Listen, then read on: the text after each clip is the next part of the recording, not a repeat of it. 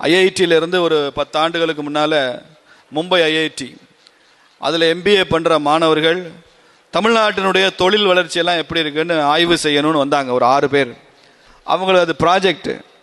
அப்போ நான் சுதேசி விழிப்புணர்வு இயக்கத்தில் பணியாற்றி கொண்டிருந்த காரணத்தினால எங்களை வழிநடத்தி கொண்டிருந்த ஐயா குருமூர்த்தி அவர்கள் என்னை பொறுப்பாளராக நியமித்து, நீ ஒரு 10 நாள் இவங்களுக்கு தமிழ்நாடு முழுக்க சுற்றி காண்பிக்கணும், தொழில் நிறுவனங்களெல்லாம் காண்பிக்கணும். அப்போ நான் திருப்பூருக்கு வந்தேன், அங்கே கூட்டிகிட்டு வந்தேன். திருப்பூர் வந்தோம், திருச்செங்கோடு போனோம், நாமக்கல் போனோம். நாமக்கல் எல்லாம் கேட்டோம், சாதாரணமாக லாரி வச்சுருந்தீங்களே, நீங்கள் ஒரு லாரி 2 லாரி ஓட்டிகிட்டு இருந்தீங்க, இன்றைக்கி எப்படி இத்தனை 25,000 லாரி ஓடுது நாமக்கலுக்கு மாத்திரம். ஒரு 3000 கவுண்டர் சமுதாய குடும்பங்களுக்கு இந்தியா முழுக்க 25,000 லாரி இருக்குங்க. இது சாதாரண விஷயம் இல்லை, யாரோ கிஃப்ட் கொடுத்துட்டு போல, கடுமையான உழைப்பின் மூலமாக அந்த சமுதாயம் அடைந்த வெற்றி. இதெல்லாம் அந்த அந்த அந்த ஐஐடி ஸ்டூடெண்ட் சொன்னோம். எப்படி தொழில் பொருளாதார வளர்ச்சியும் சமூகம் குடும்பமும் எப்படி இணைஞ்சிருக்கு அப்படிங்கிறதுக்கு கொங்கு மண்டலம் ஒரு அற்புதமான உதாரணம். அதை சொல்ல வரேன் நான். நீங்கள் தமிழ்நாட்டிலே ரொம்ப பெரிய ஹிந்து அன்டிவைடட் ஃபேமிலி விருதுநகரில் தான் இருக்குது. சில்லி மெர்ச்சன்ட்ஸ், அவங்க நாடார் சமுதாயத்தை சார்ந்தவங்க. Chilli merchants Hindu undivided family, 120 பேர் ஏதோ இருக்கிறாங்க அந்த குடும்பத்தில். அவ்வளோ பெரிய ஹிந்து அன்டிவைடட் ஃபேமிலி. அது இன்கம் டேக்ஸ்லையும் அது ரெஜிஸ்டர் ஆகிருக்கு. ரொம்ப பெரிய ஒரு ஹிந்து கூட்டு குடும்பமாக இருந்து தொழில் குடும்பமாக இருக்குது.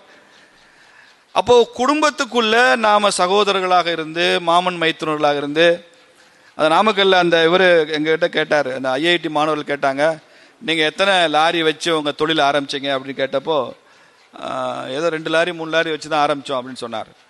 அப்புறம் எப்படி இவ்வளோ பெருசாக பில்டு பண்ணீங்கன்னு அந்த மாணவர்கள் கேட்டாங்க.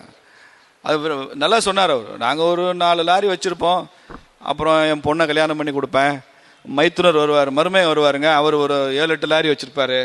அதை பார்த்தோன்னே இப்போ எனக்கு என்ன நம்ம பையனுக்கு மருமகனே 7-8 வச்சுருக்காரு, நம்ம 4 வச்சுருந்தா அது மரியாதை இல்லைன்ட்டு நாம் மகனுக்கு ஒரு 10 லாரியாவது எப்படியாவது ரெடி பண்ணணும்னு சொல்லி ரெடி பண்ணி கொடுப்போம்.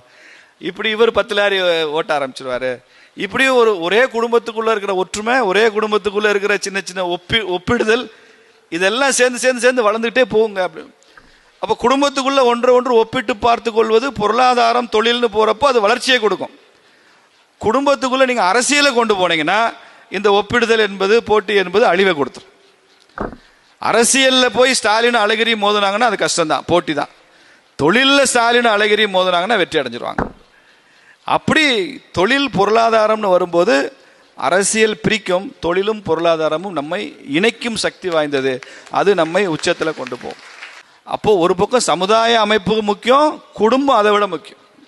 இதெல்லாமே நீங்கள் இப்போ மும்பையில் போய் ஐஐடியினுடைய அவங்க ஸ்டடீஸ் இதை முடிச்சுட்டு அந்த பையங்க அற்புதமாக ஒரு ரிப்போர்ட் எழுதியிருக்காங்க, பிரமாதமாக எழுதியிருக்கிறாங்க. கொங்கு மண்டலத்தினுடைய தொழில் வளர்ச்சிக்கு எப்படி அரசாங்கம் பெரிய காரணமாக இல்லாமல் அதே சமயத்தில் இங்கே இருக்கக்கூடிய ஜாதிய சமுதாய அமைப்புகளும் குடும்பங்களும் பல்வேறு ஜாதிய சமுதாயங்களிடையே இருக்கிற நல்லிணக்கம் ஒற்றுமையும் குடும்பங்களுக்குள் இருக்கிற ஒற்றுமையுமாக சேர்ந்து எப்படி தொழில் வளர்ந்தது, பொருளாதாரம் வளர்ந்தது, இப்படிப்பட்ட வேலை வாய்ப்பு உருவாச்சுன்னு அழகாக அவங்க அதை கொண்டு போய் முடிச்சிருக்கிறாங்க. அந்த ஸ்டடிக்கு ஃபெசிலிட்டேட் பண்ணேன்ற பெருமை எனக்கு இருக்குது. நீங்கள் வெஞ்சர் கேபிட்டல்லாங்க, வெஞ்சர் கேபிட்டலுங்கிறது வெளிநாடுகளில் வங்கி தான் கொடுப்பாங்க, பேங்க் தான் கொடுப்பாங்க. இந்த திருப்பூரில் நாங்கள் ஒரு பெரியவரை பார்த்தோம். அவர் வீட்டில் பெருசாக பாட்டி படத்தை மாட்டி வச்சுருந்தார், அவருடைய பாட்டி. நம்ம மாணவர்கள் கேட்டான், இது என்ன இது, is it your grandma sir அப்படின்னா அவனுக்கு தெரிஞ்ச இங்கிலீஷ்.